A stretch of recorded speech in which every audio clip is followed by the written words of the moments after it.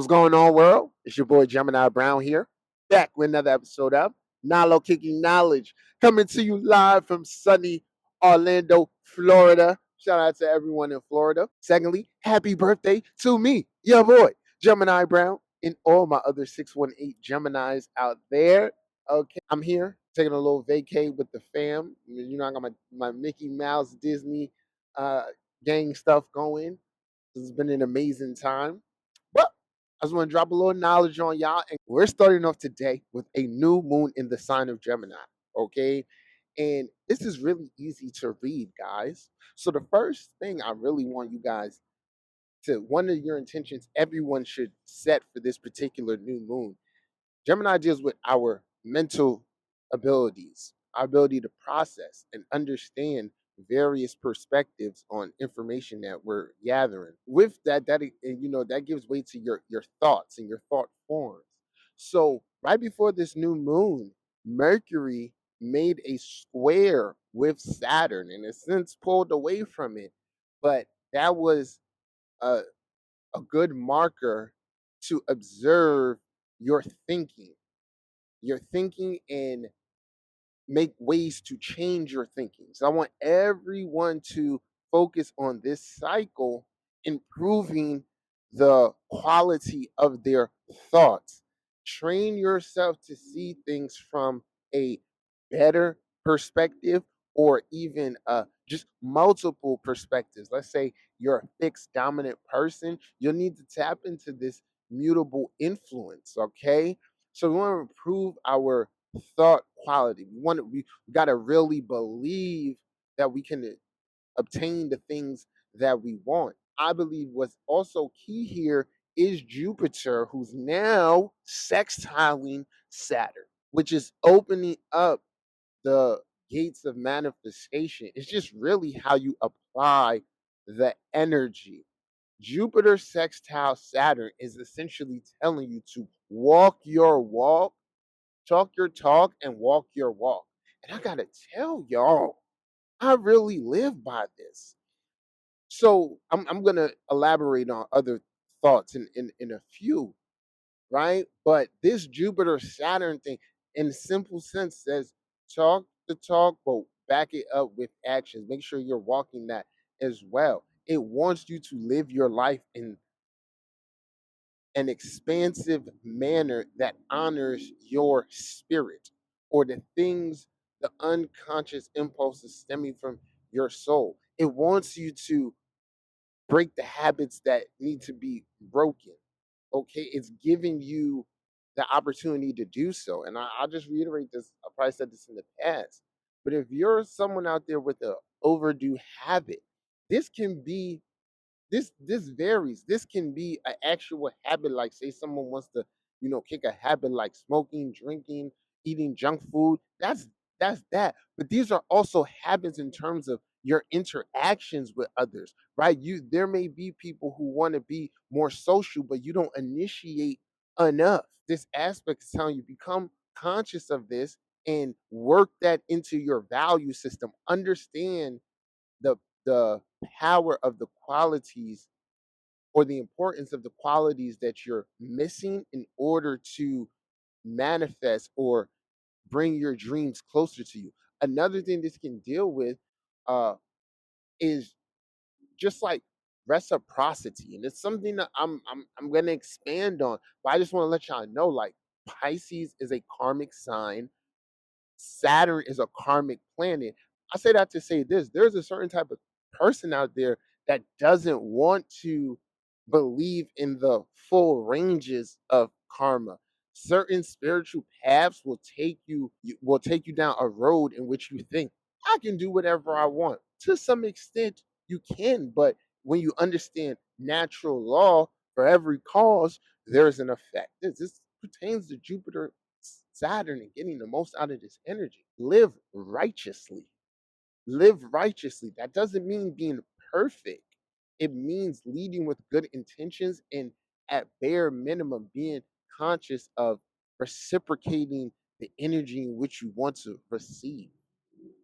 If you can look within this for yourself, that's the real key, y'all, towards this cycle and getting the most out of energy. ingraining new habits into your value system, new conscious habits. The next thing I would say with this too, I felt this greatly since Saturn has come in at Pisces. Water is cleansing. Most of most of our earth and bodies are made up of water. And if you just think, I've been in Florida, and it rains a lot here, but then it stops. All of this is as above, so below. Okay, sometimes you got to drain your snake, or so you want to take these opportunities to cleanse yourself on various levels, right? It could be a physical cleanse, it could be a mental cleanse. And then here's the important one, or the one I've been noticing, like just through cleaning your home more consistently, you're inviting the energy of order into your life. Virgo, we know, represents like being organized and on top of things. And I got to tell y'all, since I'm traveling with family, I'm very much like that person. Like, all right, guys, we're on a schedule here. Let's not be moving on color people time, right? So Virgo represents all of that. Pisces is the opposite. It is chaos. Essentially, Virgo is the organization of our life, the servitude. Anything in life that you create or you wish to have, you have to plan or organize in a way, or take care of it, right? Service it. So the same goes for your home or whatever area of life Saturn is for you. These are all keys to getting the most out of this energy. Because keeping in mind, Pisces naturally squares Gemini. So more order within your unconscious realm or in your spiritual realm leads to clearer thoughts. Next important aspect we have here, Mercury sextile Venus. So Mercury currently transit in its own sign of Gemini and Venus in Leo, which I like to consider another point of exaltation. Venus does really well in the sign of Leo. And what this does is it brightens all communications. It enhances our ability to attract. Now, keep in mind, Venus is attraction. Mercury is our inner magician, our, like I was saying earlier, ability to structure our thoughts to see multiple perspectives. One of the ways to really take advantage of this energy is to remain flexible and open in regards to what you're seeking to attract. If you really manifested anything significant, even myself, like with my book, Astrology of the Matrix, you'll understand that in your mind, you have an idea of what the journey is supposed to be like or how you want it to be. But it never actually goes as such. There's a number of different things that occur on any journey that are unexpected that actually propel you further. So I think it's very important to be open towards this energy. It also speaks of having more confidence in your mercurial faculties and your ability to take advantage. This brings me to this point, y'all. I'm gonna share this with y'all. I don't even know if you got to this point of the video. Shout outs to you. I had never made a sports bet. Never. I read the energy. I'm like, that's me, my solar return. I got all this energy in my own sign.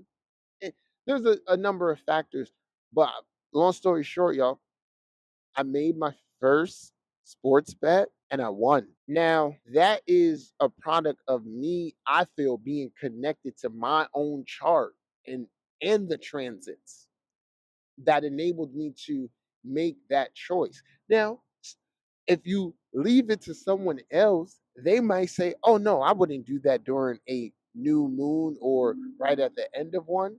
But you can't be too locked into logic sometimes. That's why I try to, any student of mine or person that comes to a reading, I try to get you to connect with your chart. So when you come into an astrologer, it's just to clarify what you already know. And then eventually build that confidence. And remember, not necessarily so you can go, oh, this is I've been accurate, so let me go read for others. It's not about that. You'll always get the most out of this stuff when you're paying attention to yours. So as an astrologer, if I wasn't keeping it actually is what keeps me up with my chart is that I live my truth. I'm engulfed in this every day. You know what I mean? But um just for any advice out there for anybody, if you don't know your chart like you shouldn't be reading for others yet. Right? You want to be able to master that. But going back to, Venus, Mercury, that was one of the transits that I saw like, okay, this is good for bringing something in or making this type of movement. Keep in mind, Leo is the original fifth house. The fifth house deals with, speculative gambling and all of that. So, like I said, man, there's a lot of things in my life that I could have just kept that to myself. I'm letting y'all know I hit on my first sports bet pretty much because I know astrology and I know what was in my favor. There's still element to luck, but part of this was also very much so confidence. All right. So what I want to do here is I want to reflect on my previous solar year, and I want to kind of do it through the lens of my solar return chart, and just to show y'all what I learned and some things that need to be said. All right. If you don't know what a solar return chart is, you should really look it out. It's a very dope tool. I always tell people once you get past understanding your own natal chart and then understanding transits, naturally you should uh, drift towards understanding your solar return chart. Solar return chart is a chart for each individual year of life. It comes with its own ascendant and is based on the transits of the time in which the sun came back to its solar position that it was at the time of your birth, not by house placement, but minute and second. So for me, the last year, I was an Aquarius rising and an Aquarius moon. This came into my first house, which I'm naturally a first house moon. So, and it also happened that the moon was squaring Venus. So I had a whole solar year with the moon squaring Venus. I guess the next important information is that Aquarius is my natal sixth house. So it comes to the front. Sixth house things are going to be of importance. And I kind of look at that as a double correspondence because I'm a Virgo moon and Virgo rising, right? Along with that, another significant aspect, and of course, I had Sun in the fifth house, which is about my individuality and enjoying life and all of that. One of the key aspects was Pluto in the 12th house. So I had Pluto in the 12th house transiting for the whole solar year. And the 12th house is the house of karma. I also have 12th house energy. And I'm gonna let y'all know life is good to me. And life will be continue to be good to me and bless me because I am good to life and I'm good to others. It's like that's the fact. So one of the things that the 12th house deals with is karma, right? Which can be viewed in many ways. But I'm going to replace the word karma with reciprocity. What became apparent to me this year under these transits is that I'm successful in life because I reciprocate a lot of good energy back. Like I give good energy and then therefore life returns it to me. And that comes in the form of success. Something you should know. Success doesn't need to be loud. In this day and age, the advantage that we all have is that everyone can create success for themselves depending on their own actions. Furthermore, like I said, I experience a lack of reciprocity from others. The energy indicates that, right? But then I experienced it and I was like, okay, but so, and I give you an example. You guys, if you really follow my channel, you saw me collaborate a good amount of times last year. My most consistent collaborations came with the Peace Dealer, and we did those on Sundays, and hopefully we can return to back to those. But I had to uh, step away from that because I'm a father. and Sundays is the time I really spend with my daughter and things of that nature. But I collaborated with other astrologers, and y'all, I have Chiron in my natal 11th house. This shit is a little crazy. I swear I'm coming with like just good intentions, or like, hey, we're going to the age of Aquarius. We seem to be of a like mind. We should build together. But the energy isn't reciprocated. I may collaborate once with someone, okay, and then never again. So one of the major things that I experienced this year is that whenever there was a lack of reciprocity, given back to me, I was blessed in like various different ways, particularly financially. So I'm letting y'all know I had a really good financial year, and I contribute a lot of that to Pluto in the 12th. But one of the things that was contingent on was changing my, let's say, my mindset or approach. So experiencing these reaching out, trying to build with others, and then just not being open to it and not communicating back. It was like, all right. As a result, I just put my head down and focused on me, which taught me like, yo, that's kind of what it is. And when you do that, the correct uh the correct partnerships and things like that will fall in line. Then the next layer is me really looking at the people in my life. I can honestly say to y'all, and my older sister's an Aries, and my younger sisters are Sagittarius. I don't have selfish people around me or non-reciprocal people. The people in my life, from friends to family, partners, they're all good people. I could really say that they're good people. Remember, we all have flaws, but it's as simple as like, yo, I remember the times you scratched my back. You look like you need someone to scratch your back. Let me do that for you. Right? That's the energy I have naturally within my life. And I'm blessed for that. And I'm going to continue to bathe in that energy because it's part of my vibration and signature. I say all that to say this: there's a lot of people out there trying to create content, build businesses that don't reciprocate energy. And you can't go on in the world like that. This is not about me. I'm just letting y'all know what I've learned and I've experienced. Okay? So you could keep thinking, I'm gonna just post every day and eventually it's going to, I'm gonna blow up. That's not true. You have to have good intentions and be doing this from the right place. You have to be chosen for this. And I've told you before, a lot of people out there, they're just doing this because they can. Okay? It ain't actually for them. Going forward this year, my boundaries are so much more tighter. I do I always feel like I should put this in another video. I'll give it its own thing. But yo, like the men out there, I'm not your friend.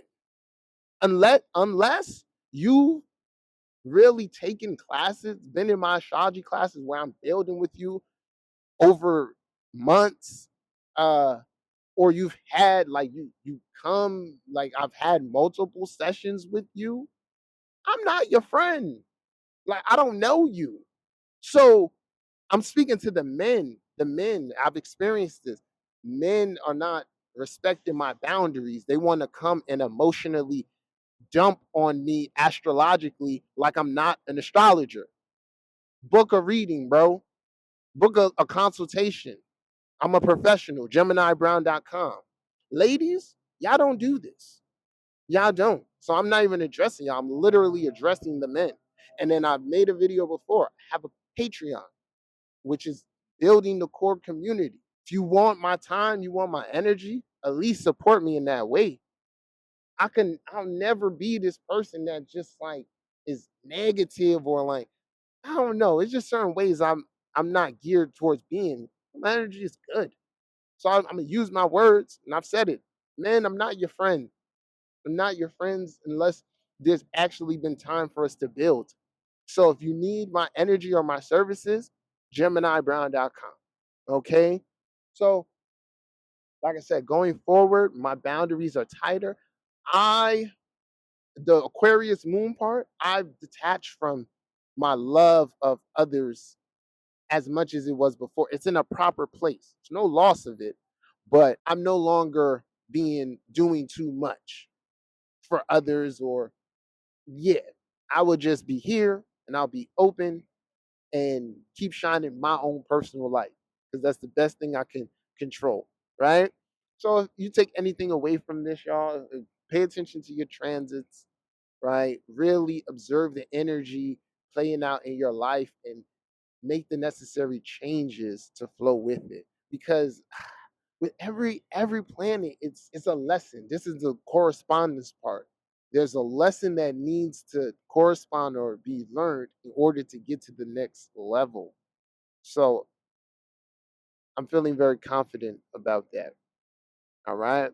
So I hope you guys enjoyed my reflection. Feel free to give me your thoughts. I kind of got more thoughts on this because I've seen some things or whatever too that I kind of need to address, but we'll do that another time. I'm gonna enjoy my birthday. I'm gonna enjoy Father's Day. Shout out to all the fathers. Summer's on the way. Till next time, peace.